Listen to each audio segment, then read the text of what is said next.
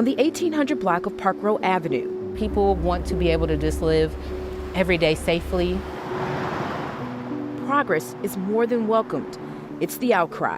They acknowledge the history of Park Row. They acknowledge this community, but only to a certain extent. Because community members like Geoff Aguilera and Ms. Ruggs say in this South Dallas neighborhood, drug activity and a survival sex trade have taken over with little response from the city and police. It shouldn't take so much for a citizen to ask for help. It's like fight or flight. We have a constant prostitution enterprise, if you would. That fear is there. We spent months on Park Row seeing firsthand those issues.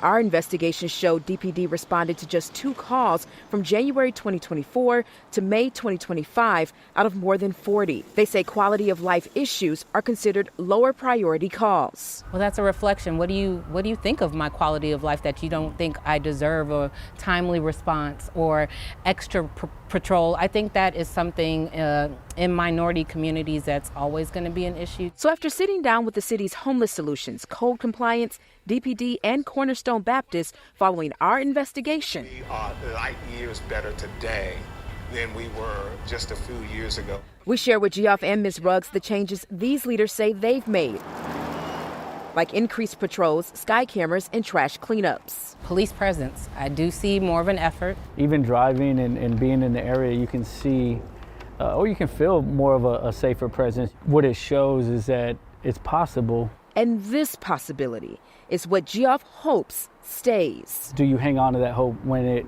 resets, or do we get stuck in the loop? The collaboration just needs to continue. As long as we can keep working together to move this community forward, I think it helps the people who live here. Individuals who say they've asked for help for years. Why it takes long, we don't have those answers, and unfortunately, like, there's been generations before us and there'll be generations after us, hopefully, that don't have to ask that.